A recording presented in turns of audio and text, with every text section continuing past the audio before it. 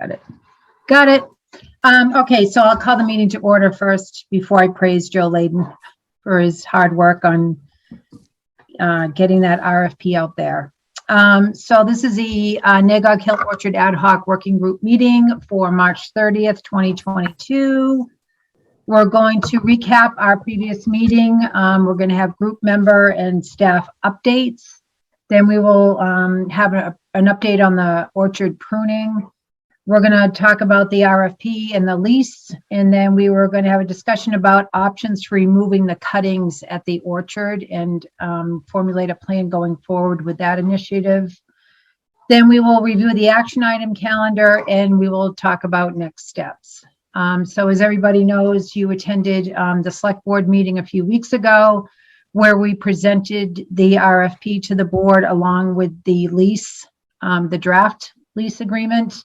The board did approve that, gave the group some leeway to just make final additions and revisions and edits to that document. And I really do need to commend Joe Layden for working over the past few weeks with town council, with me, not so much, but really just taking the lead to get that document finalized. It looks amazing. Everything came together perfectly on it as we had hoped. And it is now, I believe, published on the homepage of the town website. Correct, Joe? Correct. Yeah. So thanks, Cindy. And it really was a group effort because, all the effort that the working group had put together with the language and reviewing and make sure that it makes sense, made it easy job to sort of pull together and at least the maps look good. Yeah, no, they look great. And addition of some of the other things that we had discussed.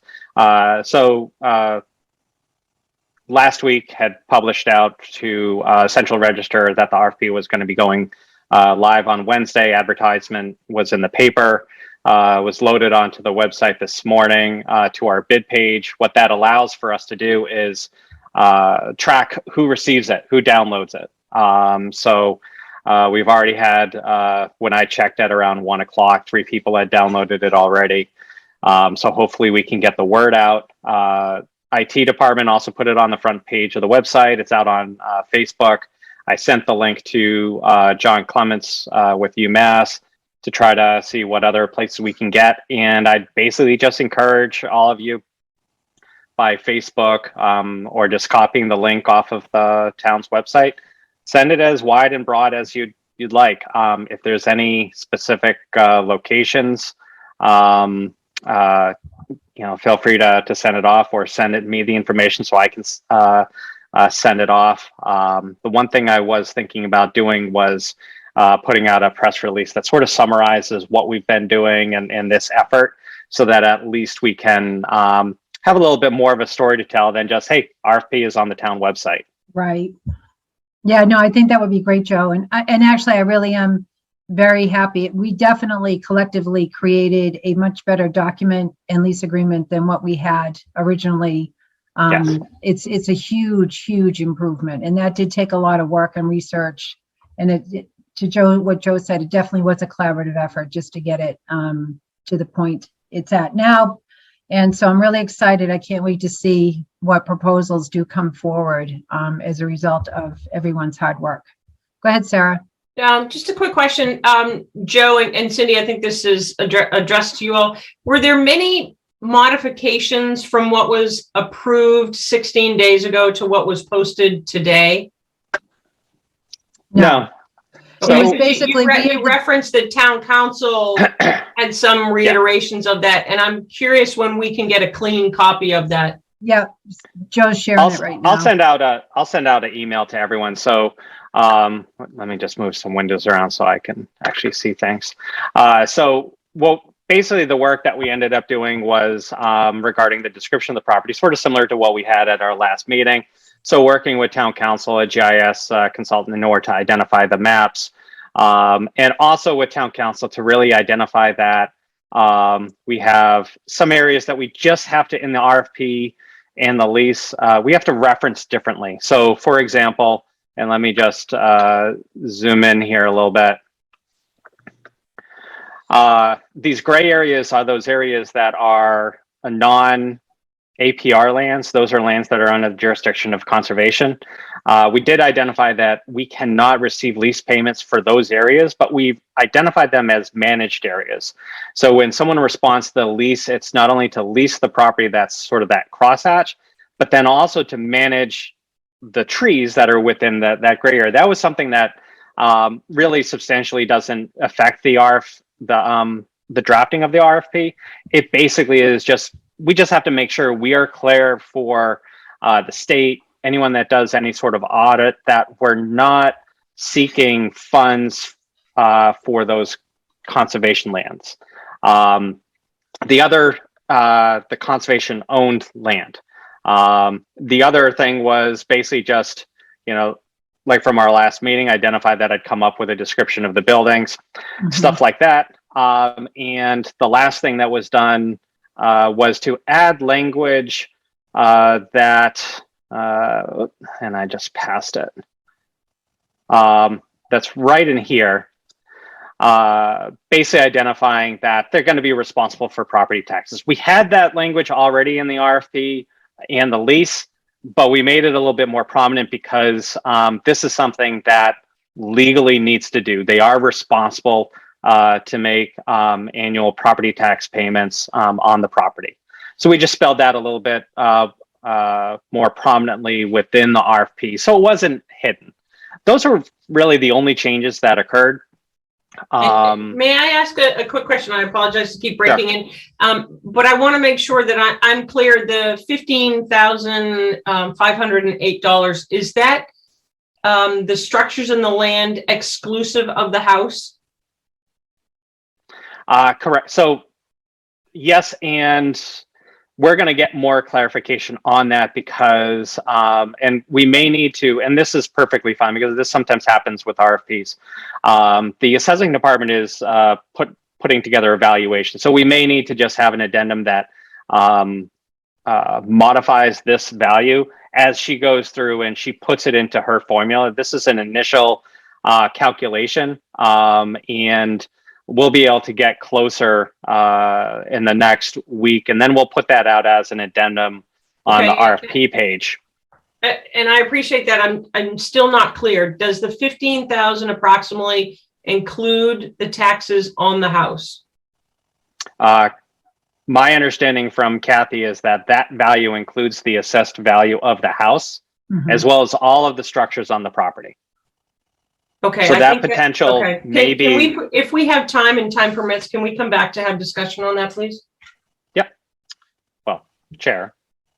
Yeah, no, we can do that. We can talk about it now, Sarah, if you want to talk about it now. I just feel like that is a big number and we don't have the value associated with the house. So if I, as a layperson, are looking at this lease, that number looks really high and I don't have the use of the house.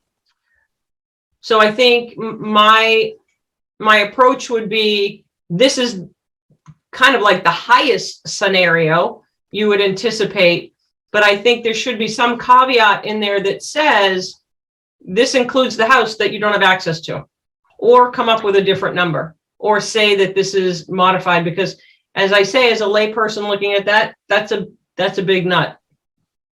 Yeah, I totally understand, and I think that we'll be able to address that once Kathy gets some revised numbers. But I think that this is a published document. I think if someone looks at this right now, they may turn and walk away. Right. Well, the problem, Sarah, I feel as though this needs to be amended like quickly.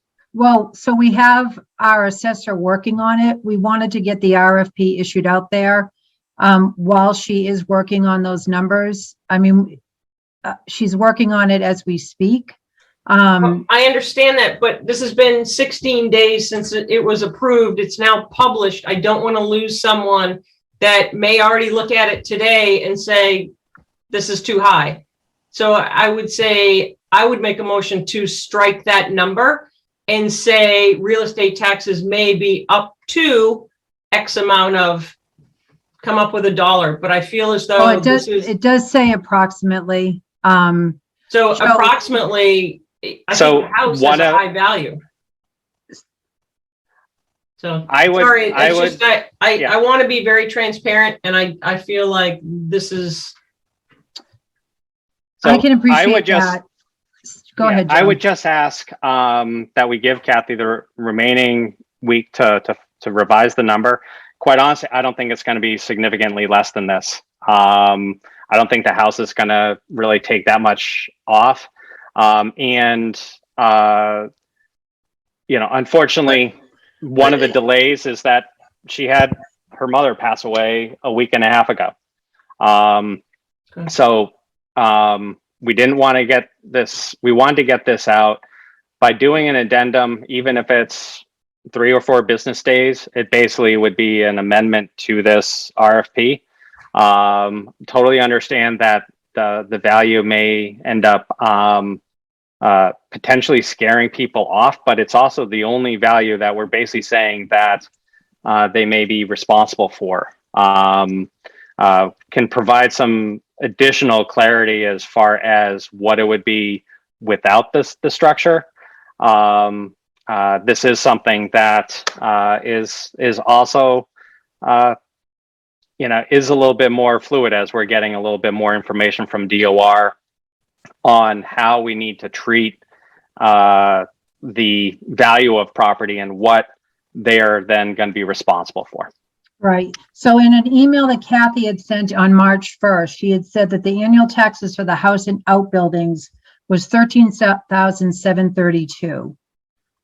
The land being used as an orchard, the farm values, the tax would be $1,776 for a total of $15,508, which is the number that we put in the RFP.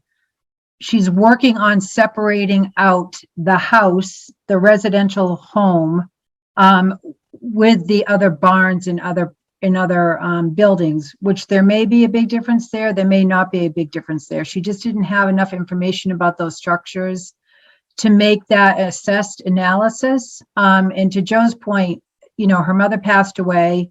We're getting ready for town meeting. We've had a lot on our plate the past few days. But as it stands, that is the number. It might come down a little bit with respect to the house, but it's not going to be that big of a difference.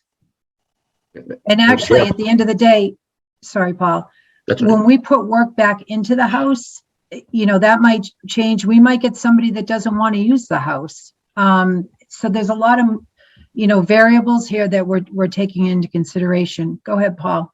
Yeah, I'm just going to say I'm less concerned about the dollar figure. In fact, I'm happy to recoup that amount, but the notion of tying it to the house might stick in somebody's throat along the lines of what Sarah's saying. And I just the notion they couldn't get. I can see somebody not getting past the notion of I'm going to be paying taxes on a house I don't get to use. Is become more of a roadblock if you just said you have to make a minimum payment of $15,000. Well, and don't even attach it to the house. That may be our internal logic on it. But I would say that anything associated with paying the taxes for the house logically have to be associated with use and access to the house. Right. Okay, so. And I wonder, and this may be something you can run by council, is maybe we don't have to alter the this document, but just put in some clarifying, language in there. That I don't know. Maybe council can handle it better, but I would hope that they would be able to look at this and say we can keep the lease as it, the RFP as it is, and put in a clarifying statement. The language associated with the taxes are whatever they apply to the property that you're actually leasing. So if it includes the house, it'd be that number. If it doesn't include the house, it'd be the alternate number or something like that. Okay. Yeah. So yeah, and that's. It does say approximate twice in that paragraph, but Joe, do you want to just do an addendum or something to that effect? Correct. So what that would be is basically a almost a 3-sentence addendum that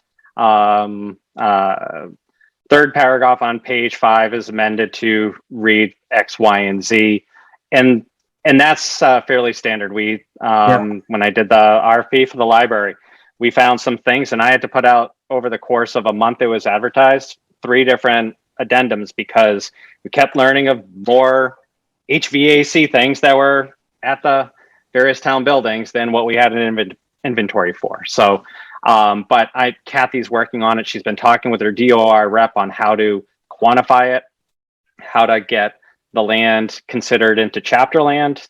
And we are going to have to have an addendum that addresses that specific item that DOR is telling us that whoever we choose to lease the property, enter into an agreement, they're going to have to apply to have that land put in chapter land. So that's something that just found out today after the RFP was finalized, and we're going to have to issue an addendum. Unfortunately, this is something that we have a new DOR rep, and Kathy was trying to ask questions about how to value it, and this just came out too late in the day to really have an impact. So we are preparing an addendum to deal with that value item as well. Okay. All right. Are there any other questions or comments about this? I would think that once it's the property put in chapter 61A, that's going to have an impact on the tax valuation. Also, which would in a downward direction. I'm surprised that it's not, if the APRs are sold off of it, it's odd to me that it's not in the 61A, but maybe municipalities don't typically hold it in a 61A chapter status. I would have thought that it was in chapter 61 when the town bought it because it was an orchard and always had been an orchard.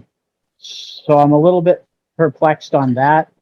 I would sort of be surprised personally if the orchard wasn't valued something at like a third orchard. A third of it would be the value of the orchard and outbuildings, and 2/3 of it would be the residents. But that's just my.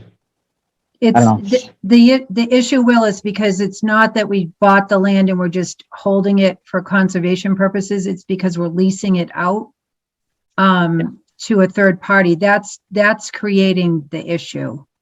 That makes it a little bit different to deal with than other properties that the town may own. So that's what council has advised.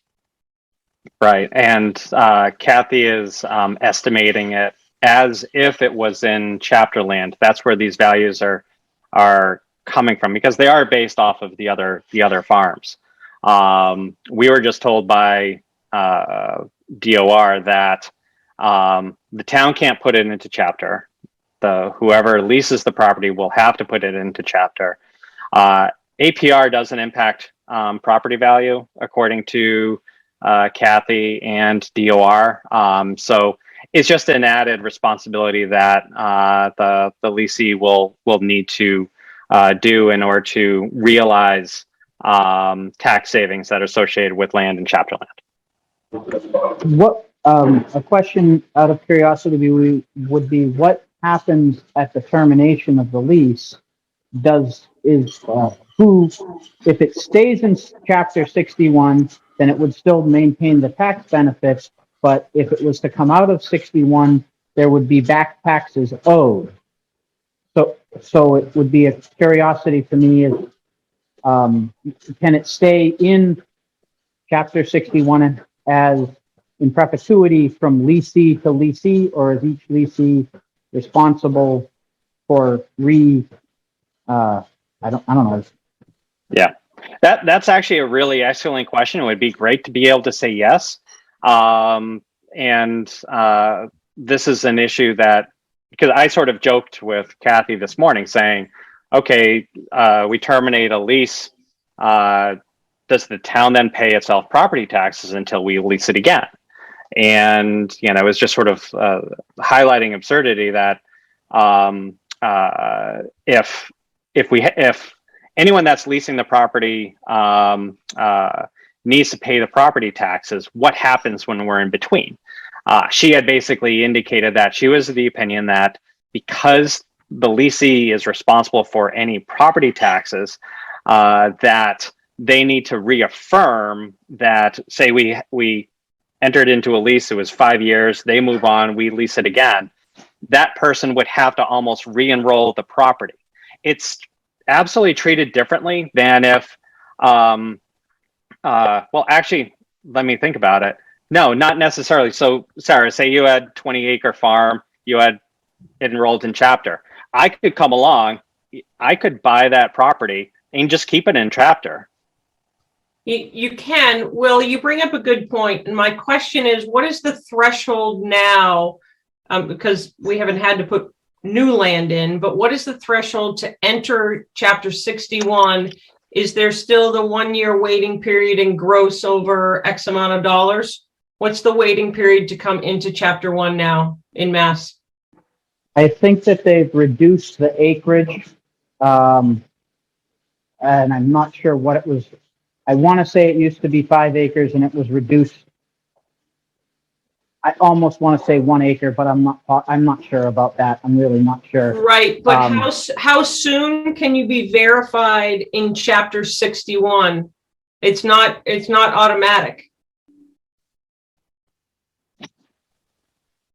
So I don't know. Right. So I'll do a little research on that. Yeah, and I'll pose that to. Are we sure that the fact that it's APR means that we don't even need to have it in 61A? It has the same effect, doesn't it? I'm No. very shocked that we're having this conversation. I Right, thought right. that this was I a done think deal. it's because it's not in a, it's the APRs are sold off, but it sounds like it's because it doesn't have a conservation restriction on it, if I'm understanding that correctly. In talking with Kathy this morning and the DOR rep, basically equated that having some sort of restriction doesn't mean that there's not any value or profitability in the property. And that just the APR itself does not restrict that potential value. And that's where the when approaching it from a property tax assessment perspective, that's where Chapter 61 is sort of a different mechanism for reducing property tax. And she said was viewed as differently because all this just happened today in conversations. Jenny is aware of the issues being raised, and when this ends, I'm going to just summarize some additional questions that are coming out of here. Because realistically, for 20 years, we should have had property taxes being paid. Right. Right. So it's just, so Joe, if you could just, the questions that were raised here tonight, send an email out to Jenny and Kathy, ask for them to respond in writing to the group, and then let the group be able to offer up any of their questions to Kathy or Jenny, because I think there's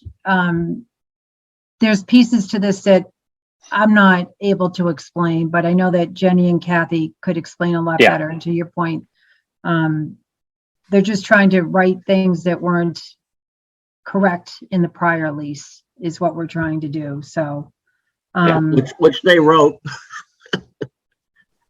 Well, that was written. I mean, I know. gosh, that first lease, Paul, was how many years ago was that? Yeah, That was but in the we 80s. revised the lease just a few years ago, at least the draft lease, and it was obviously it was the same folks at Harrington, Meary's and Harrington that wrote it.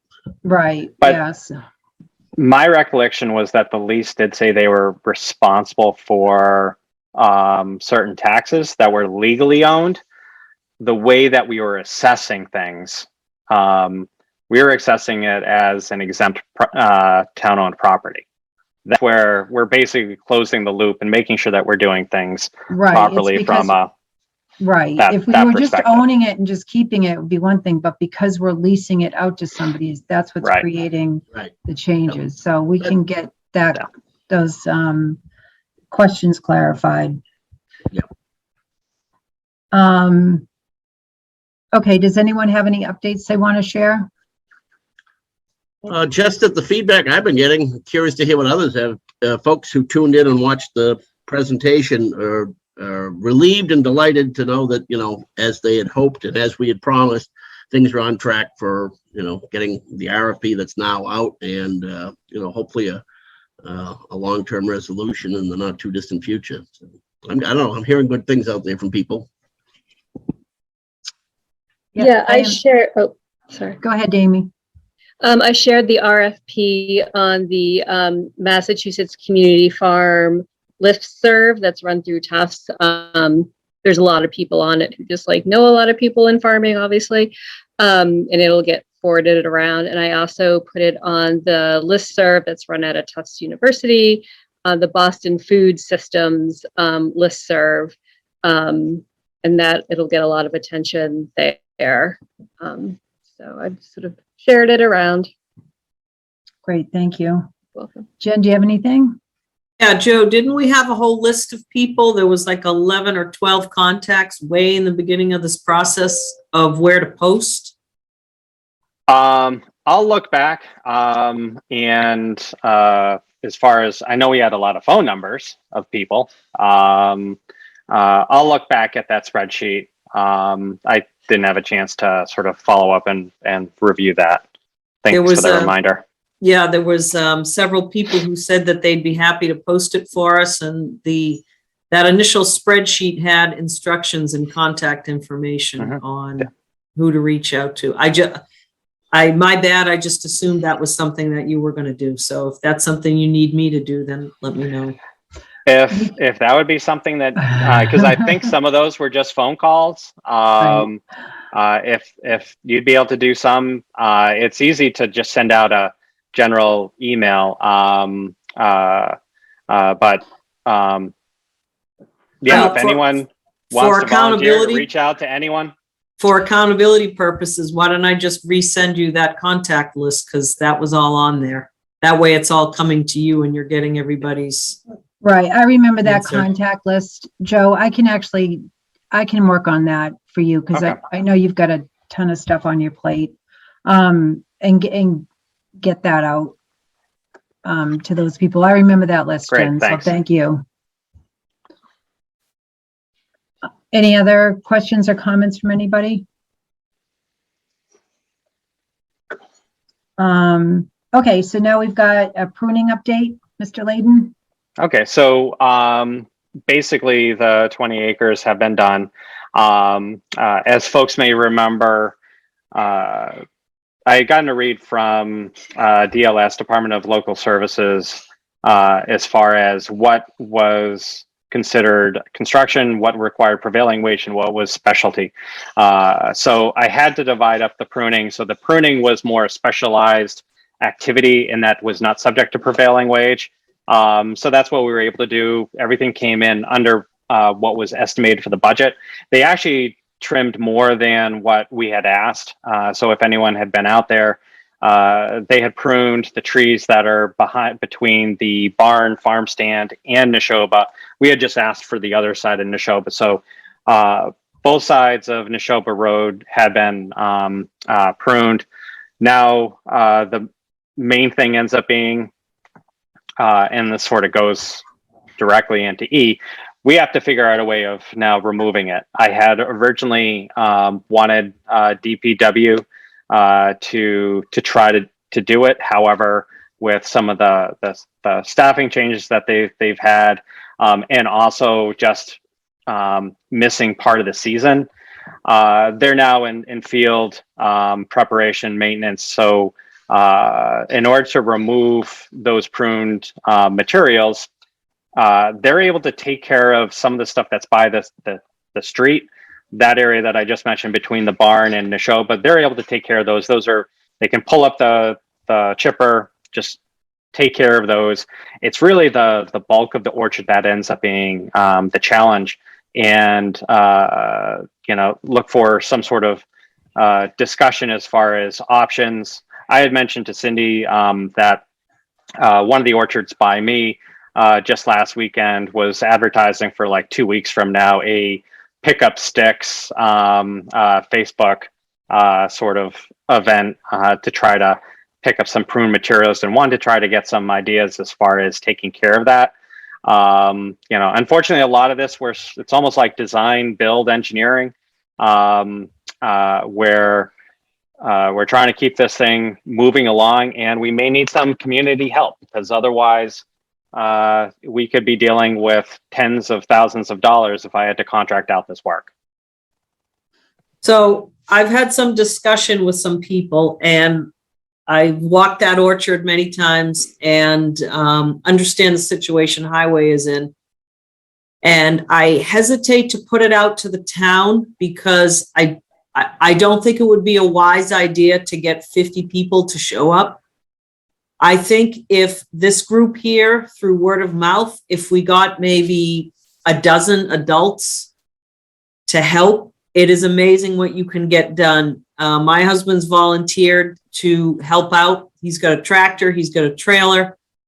What we really need to do is to bring all the brush towards the back of the field, and it can be chipped back there. But the grass is growing. It's already growing, and we've got to get that brush out of there because we can't spray until we do.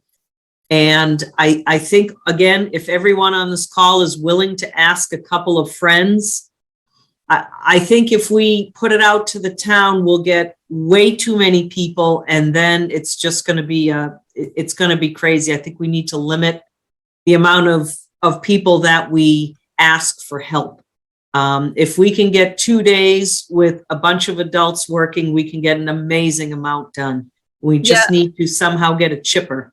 Yeah, one thing, if you're going to use community volunteers, volunteers need a lot of directing and organizing. And if you want to limit the number of people, I would definitely, use something as simple as like sign up genius, like say, whatever the number is that the group feels right, and have people sign up. And once, the slots are filled, they're filled. I would definitely add in a few extra slots because people bail out all the time. And I might do it that way. I would totally ask my friends, but they're probably sick and tired of me asking them to show up at a farm, help out. I'd probably tap them already. But I think reaching out to the town, because I think we need to get community buy-in, and get new people to show up. I mean, I think one of the challenges in the town is you sort of see the same group of people showing up all the time to volunteer, whether it's for sports or, elected positions. And so I think this is an opportunity to try to bring new people into the process, that aren't necessarily connected to us. And I think putting out to the town would be a way of doing it. It's just one small way of getting new people to show up. Right. I wouldn't disagree with that, Amy, but time is of the essence on this. We got to get on this immediately. Right. And if I may interject, you have a lot of talented people in this town that know how to run work crews. So, we have, I think, over 42 land stewards. My concern, I'm always about not touching things more than 2 times. If we're going to pick the trimmings up, move them to the back, and then try and chip them. Once you move them once, it's very difficult to chip. So, and I recognize we can't chip in place, but I would like to entertain the opportunity of doing a controlled burn, either in the back or the front field that we park in. It's very wet down to the bottom. I agree with Jen that you don't need a lot of people to do it efficiently. There's all we really need is a couple pieces of equipment and people that are just loading and driving.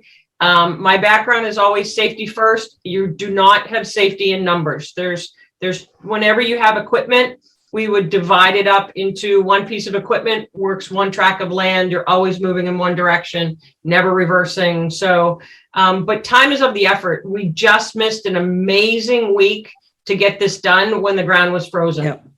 So, if we could really, I think the decision tonight is, can we have community support, delegate this to one member and be able to say, we need to stop micromanaging and just let someone get it done. But I would like to know if we can burn, and if we can't burn, then we need to drag up to the top field and chip up there, but you're going to chip onto really good grass. So those are my 2 cents. I did on I guess kind of on a technical level, I did have a conversation with Frank Carlson a week or 2 ago, and he'd been by, he saw the pruning, commended our efforts on getting the tree pruned.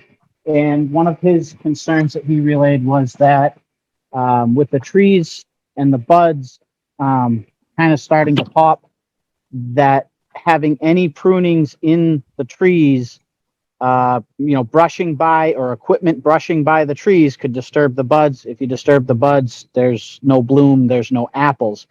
So there would be a need, in his kind of recommendation was to cut up some of the brush that's in place, condense it down, make it smaller, and have the least amount of, irritation, aggravation going by the trees and disturbing the buds. So I think that it's definitely probably an adult volunteer sort of thing. And also I would definitely second Sarah's thought on trying to untangle brush that's already been dragged to put it through a chipper, and a burn would probably be, I would think, the easiest, safest way to go. You wouldn't have people trying to feed material through a chipper and all that entails. And I think you could get more done in a shorter period of time with a burn. I appreciate that. Well, yeah, chipper, anyone going near a chipper, any volunteer or just somebody that's not familiar with that type of equipment makes me nervous. Just Yeah, in everyone would general. have to sign a waiver, like, Right. Yeah. And I agree even with Cindy. signing a waiver, there's a horror story. This poor kid went to work on a construction crew, and he died. He got sucked into the chipper. That equipment scares the hell out of me. So I love the idea of the controlled burn, Sarah, and I hope that's why Jen just hopped off the call to go talk to Tom. I've mentioned it to Jen to talk to Tom many times, and Yes, I have. And that is what I did. And hold on. Here he is. There? Here he is. Up on Hey, Tom. Hi, Tom. I love Zoom meetings. So we're You want to looking burn it. the control burn up at the orchard. We're looking So for the advantage, Tom, of burning is if we do it on the top field, you've got a water source there as well. If that makes any difference, or we stack it for a later burn in the lower quadrant, which has all the old stuff that needs to get burned anyways. It's just that it's wet down there. And if you had to Yeah, get a fire truck down there, it would get stuck. No, when you haven't seen my brush truck. No way. It made it through Kuwait. It won't get stuck in Littleton. Famous last word. It's got a winch. right. I was going to say, Yeah, the hard thing is just it would be better to stack it and burn it next year. The stuff's not going to burn right now. It's too green. So I Jen and I walked up there Sunday, and a lot of that, just hauling that stuff out, some of it has to be cut because they took some pretty big limbs, because I was saying that it's not as easy as just picking it up and dragging it. Some of the stuff that they prune is still in the tree. It needs to be cut. But if we could organize something to get, and it's easy to say organize to get people to show up to just haul it. Even with Sarah, what you're talking about, that's a long haul from say across the street kind of thing, Yeah, definitely. But I had thought of the same thing, like doing all that wall, the stuff that's on the wall. You could you really need a machine. I mean, I was getting all ambitious on Sunday saying, I get home from work, I could go up there and do one row at a time and stack it. And then highway could come in and chip it all, blow right in the woods. And, and I'd be 67 years old by then. But not that I'm that far away from that. It's burning would be good. I could probably encourage some of the people that work at the fire department to say, hey, we're going to go burn and maybe get that done next spring if we put it someplace. But this year, that stuff's really green. I don't know how well it's going to burn once you get it going. It's one thing, but there's a lot of brush up there. You probably need like 2 or 3 different piles to stack to really burn it. Otherwise, you're going to have a huge pile up there. So we have to remove it from the rows. Otherwise, we can't spray. We can't do anything. So that's the immediate concern is getting it out. right. So we got to figure out where we're going to stack it. Yeah, my immediate look was saying, hey, if you got it from the from Nagog Hill down each row and stacked it with the butt sides out, and then someone could drive along the bottom towards the wall and then like highway and chip it. But it's getting it down there and stacking it in, not in the way of the rows, but in where the trees, in line with the trees, so you could get a sprayer around it, even with them stacked there. Because if you get someone to take over the orchard, they can pull an agricultural permit and they can burn you around. So you could burn in the summer there, but it's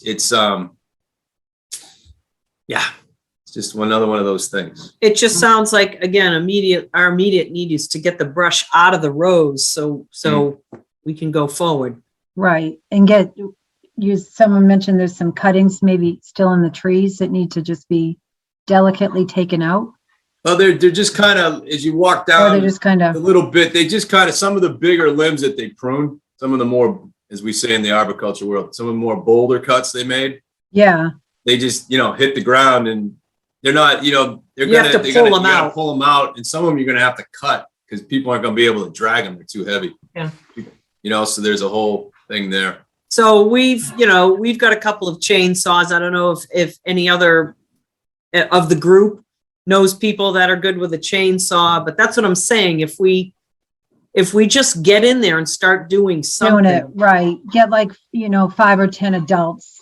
Yeah, Jen, if we got the big bulk of those bigger cuts out, if we just chopped them, got them out, I think you could bring in other people to just haul brush. Oh, yeah. I mean, sorry. You have high school kids that need hours. They can pull brush. The other way to get a potential volunteer corps is to go to the volunteer corps that the Rotary has, because they have a ready list of people to email to, and they put out requests all the time. And usually it's just for giving people rides to hospital, and those that like to do that sort of thing are kind of, they get plenty of work, but there's plenty of other folks who don't want to do that would love something like this. I would bet that would be a good way to come up with a few names. Well, even the Boy Scouts too might want to help with hauling it away. But so let's go back. Right, just hauling it, not cutting. Just hauling it. So let's go back to the cutting piece, because it seems to be that's the most urgent step right now to take, is to get those pieces cut. So let's plan on a date to do that, and just between, I think, this group, we can certainly get people with a chainsaw, adults, and just get in there on a Saturday and a Sunday and start that. How about this process. Saturday? Yeah, can I interject? Most people that have chainsaws are going to do it when they can. So I think there has to be one person that we can run everything through. And so if there's a person that's, a lumberman here, and he can offer an hour of his time, be like, hey, go hit row number 1, just cut it, move on. You don't have to do anything else. Sarah, will they be able to know what to cut just by looking at it? That's what I'm saying. If we can find one oh yeah, no, absolutely. Anyone that runs a chainsaw knows exactly what to cut. For sure. In terms of diameter, and we can even, I don't think we need to spend the time to go spray the ones that have to be cut. It's very obvious for someone that owns a chainsaw, they know what needs to be cut. And so if we can just send a crew, people in to go I just don't want them to cut something they're not supposed to cut, I guess is my point. They'll be able to figure it out. I think they'll figure it out. Absolutely obvious. Okay. And we can do a cursory, whether it's Jen or I or whomever, it's like, hey, somebody has an hour, we can just take them up there and say, this is exactly anything that's down, go ahead and cut. So, but I agree with Jen, we can't wait. So, I don't know, Tom, are you free Saturday? I have a lot of pressure. Sarah's mom really likes our yard and comments on it all the time, and I haven't really spent time there, so I have to get one day. But I could do Saturday morning. I could go up with my tractor and my chainsaws, and I could go up a few rows. It's not going to take. It's making it so the branches are manageable to haul. That's all it is. And also, am I on the committee now? Did I just get on the committee or something? You just volunteer. Volunteer committee, yes. So, But here again, I don't think you're going to get enough people if you say it has to be one day. I think that's fine. We can ask. I've got enough friends in town that's what they do for a living. Just be like, hey, can you just go take an hour and just go start to cut? That sounds good. What if wait 1 second. So how many rows are there? I'm just trying, that's fine. We can get people to volunteer just to cut, but to say, cut this row, to have some sort of, What if we started Structure on to one it. point? What if Like, you just work So- east to west? And So just I'm just going to draw this area. This is where the biggest branches are. You have about 50 rows back to this shed where they stopped.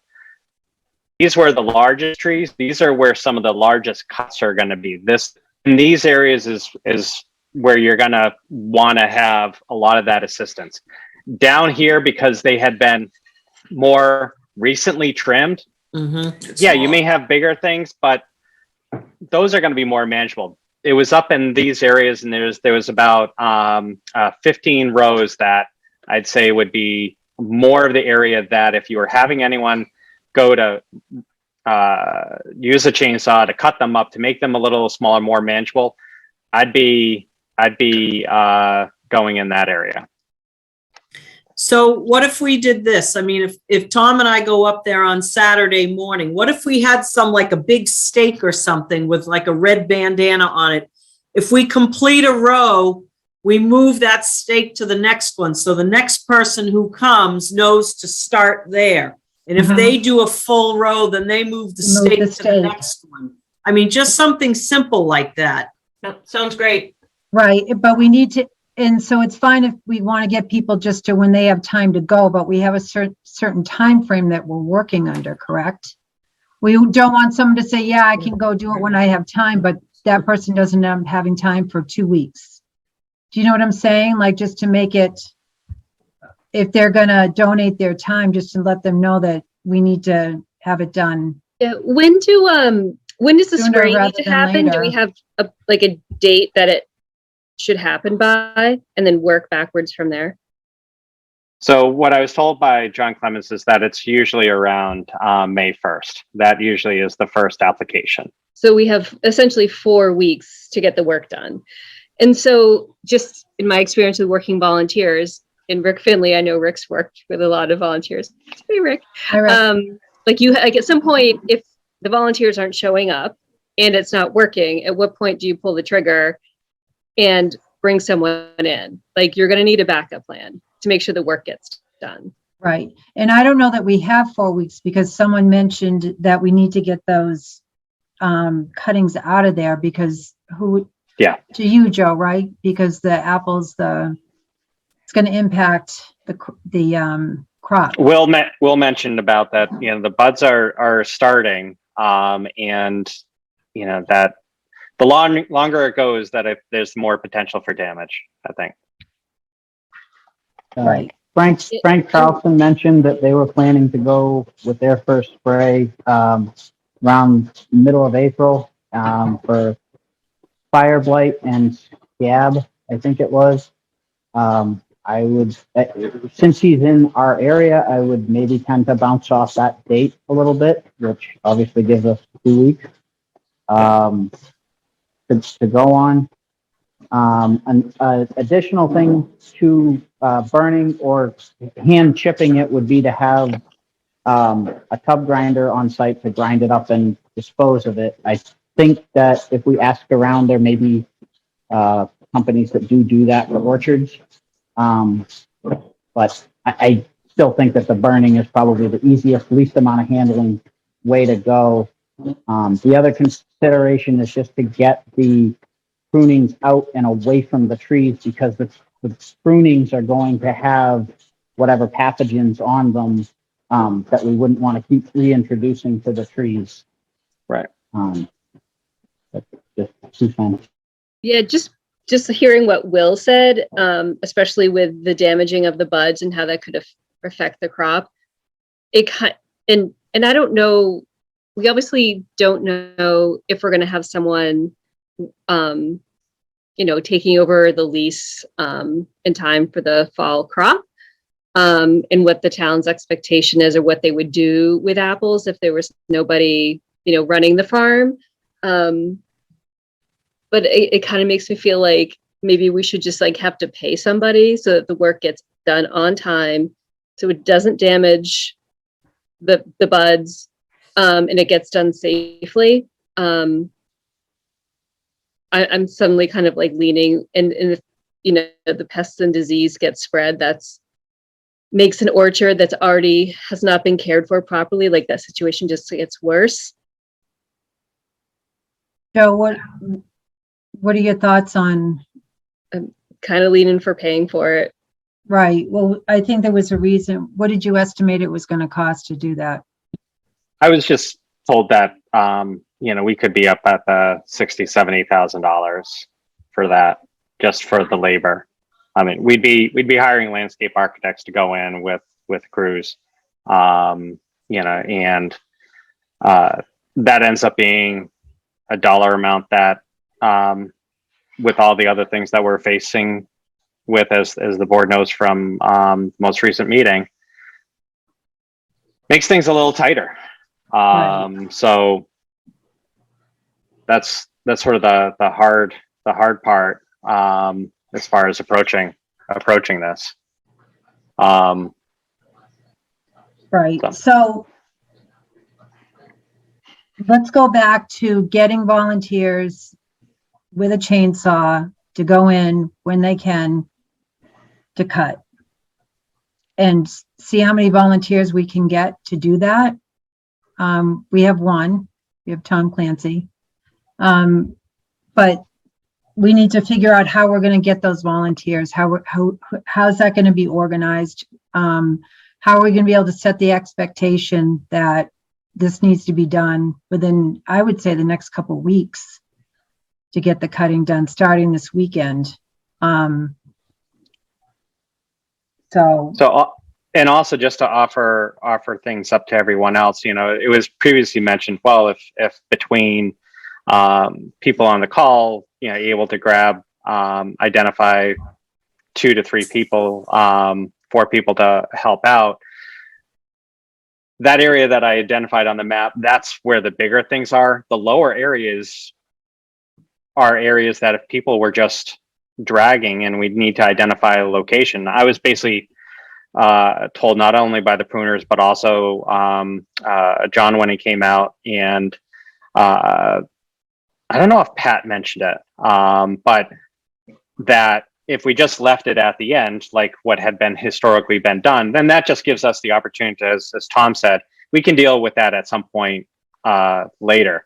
But the closer you get to Neshoba, the smaller the cuts, the more manageable they are. That if you had opportunity for some people to concentrate, cut up the north part, what about trying to get some people just to start dragging at the bottom? I mean, I definitely would come out on Sunday, bring my wheelbarrow and just go back and forth. I need to get my steps in over the course of the weekend, one way or the other.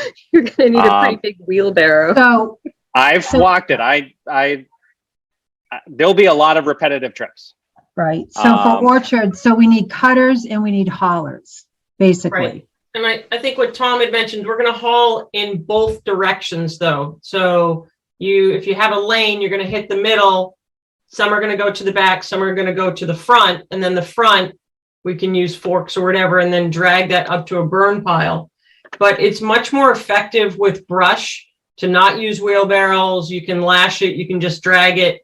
You learn very quickly the easiest way to be efficient. Just drag it. But dragging is most efficient as long as you have gloves and boots. So I would say split the difference, drag to the rear.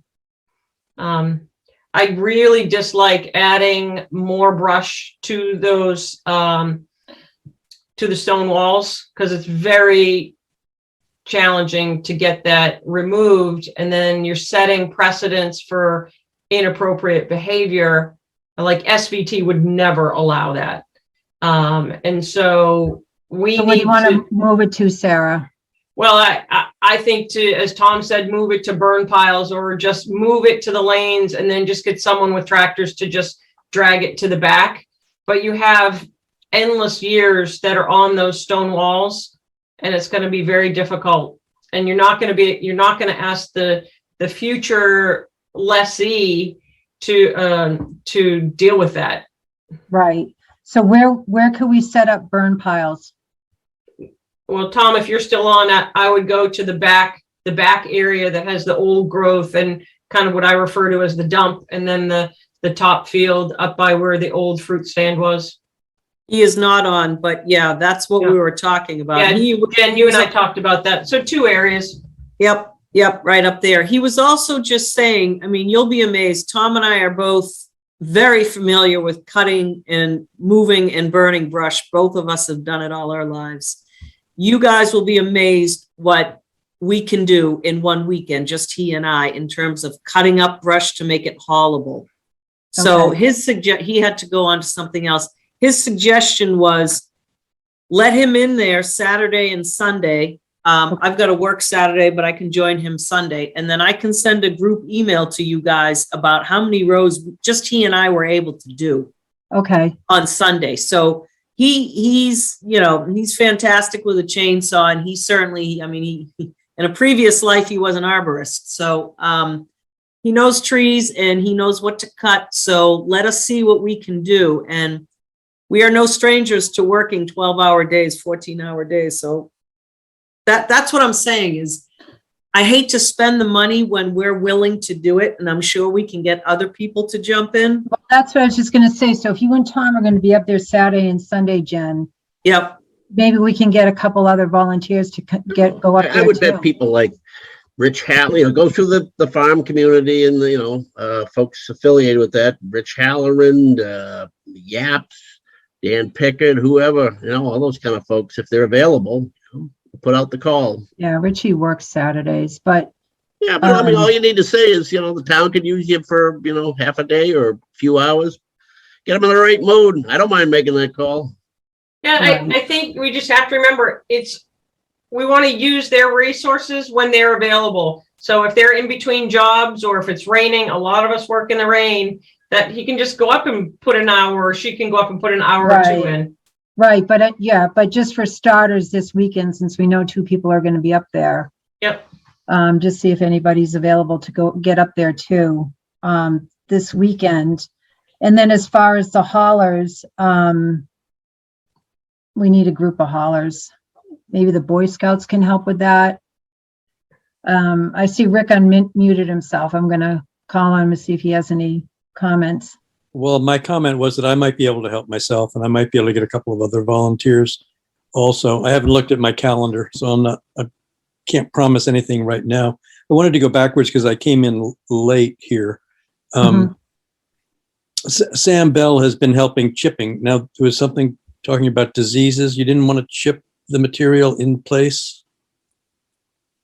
Was that what I'm gathering? Who made that comment? I think, Rick, we've made a lot of comments in regards to chipping, that there's not a lot of space in those lanes. And now that those branches, Will had talked about, the branches are somewhat fragile, starting to bloom. So that's why we just wanted to go ahead and get it out of those lanes.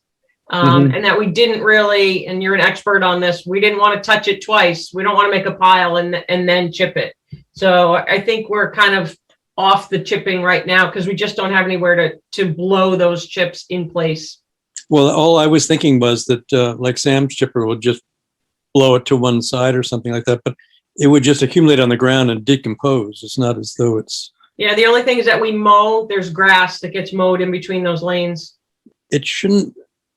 Well, you could direct it to the tree lanes themselves, but even if you just put it on the ground, it didn't look like from going by and looking at the branches that there was enough material there to create lumps, as long as he keeps moving along, and then somebody else with a rake could just spread it, whatever's there, out.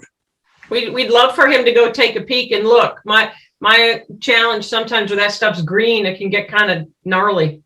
And they're like just spin around too. So I think, yeah, we'd love to have him take a peek. He does have problems with his chipper. Actually, I'm a half owner of the chipper myself, but Yeah. its problem is mostly when the leaves are out. Okay, So this time I think the stuff would just go right into it cool. If you could If take he a had- peek, that'd be great. if he had time. Yeah, if you want to have him take a look and then follow back up with us, Rick, that would be great. Sure. Okay. So Sarah, what do you think the time frame is on this? 2 weeks? to get this done? I hope that we can get it done in 2 weeks. Yeah, Just I think it depends on the weather too. right.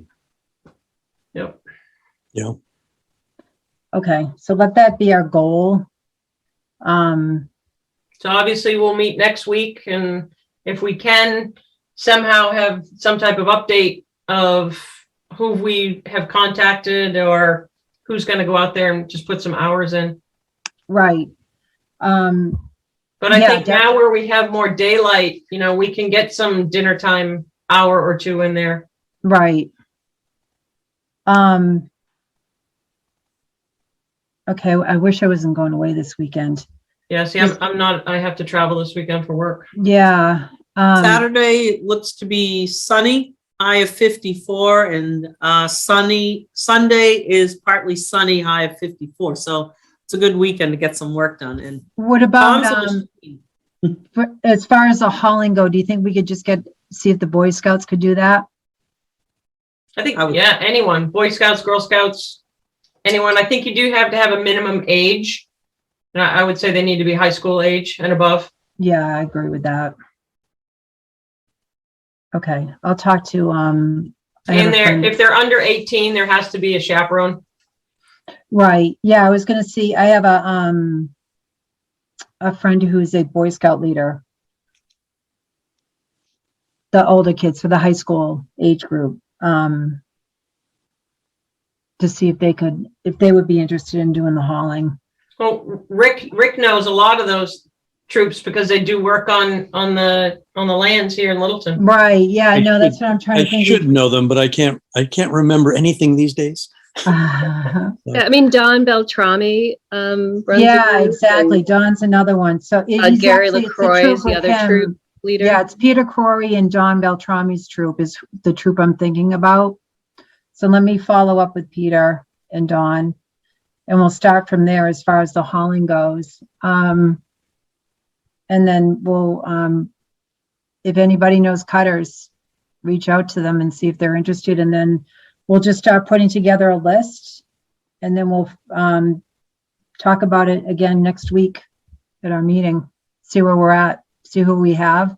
If anybody gets volunteers that have committed to cutting or hauling, just send an email to me, and we'll just start keeping a centralized list of those people. Rick, if you can follow up too, and just about the chipping. Yep, we'll do And that. just- And also, any volunteers. Jen, when were you were gonna go up on Saturday? Tom's going to go up on Saturday. I have What to time work do you think? Saturday, so he'll be up there Saturday and Sunday. And like I said, if he goes through and he'll just start on the east end or the far end and start just going down the rows and cutting up the big brush so it's manageable. Mhm. Right. And I Red- love the idea of the stake with the red With like a red or whatever. bandana. Yeah, That it's will let perfect. somebody know. And maybe when we reach out to volunteers for cutters, to just let them know, if possible, if they start a row, if they could complete a row or something, so we at least know where we're at. We'll put that stake with the red bandana so Yeah. people know that that's where they need to start. What Okay. time do you think Tom would get there on Saturday and Sunday? We're early risers, so my guess is no later than 8. Really? Okay. I mean, we have the neighbors to worry about too. I don't want to start ripping a chainsaw at 6 a.m. Well, I was just For thinking a good cause. it would be good for any volunteers that I could get to sort of be apprised of what the gross situation is, so they can get there and talk to him a little bit and then do some cutting.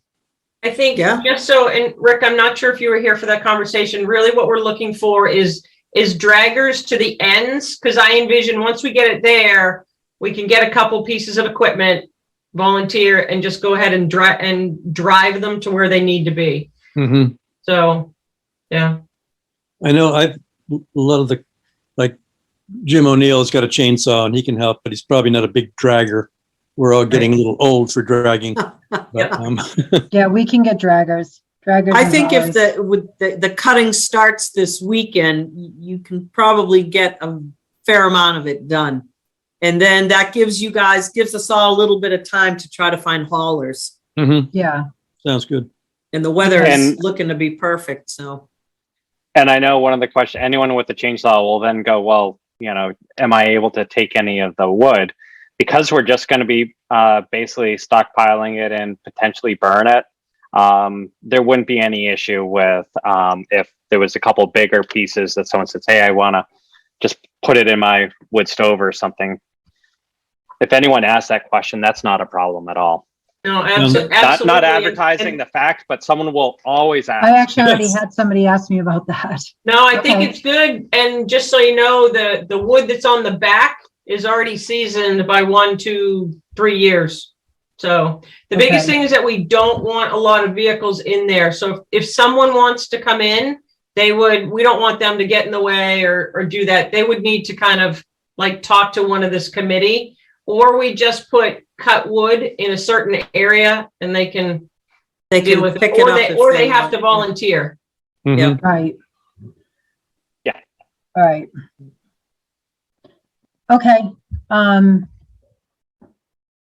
So we'll get going on this. We'll shoot for 2 weeks. Yep. Use our resources and see how much we can get done. Okay, good. So that's that. Next on the agenda was reviewing the action item calendar. So basically we know what we've got as far as a timeline for this project. And then as far as the pesticide application, we know what that timeline is going to be. And so that's it for this meeting. So we'll meet again next Wednesday at the same time. In the interim, if you get any contacts or anybody, please email those to me and I'll keep a centralized list. Joe's going to follow up too with Kathy Miller and town council and just try to get more clarification on that language regarding the taxes, that language in the RFP about the tax requirement. So does anyone else have any comments or questions at this point? We're supposed to funnel in, I'm sorry, I had to jump off for a bit, but That's right. if we have people who are going to do cutting or interested in doing it, funnel those into you, Cindy? Yeah, please. And I'll keep a centralized list on that. All right, good. All right, great. Thanks, everybody. So we, Thank you. that can adjourns our meeting. I don't even know. So a motion to adjourn. No move. Second, Second, Excellent. All those in favor, Paul Glady, Aye. Sarah Seward, aye. Will Pickard, aye. Jen Clancy, Aye. Amy Charlo Lewis, Aye. and Cindy Napoli is aye. That concludes our meeting for tonight. Thank you, everybody, again, and we will plan on meeting next week. Rick, thanks for popping in and volunteering to help as well. I'm glad I just happened to see the meeting going on. Excellent. Bye. Thanks, Joe. Okay. Bye-bye. Yeah. Have a Bye. good night, everyone. Bye. You too.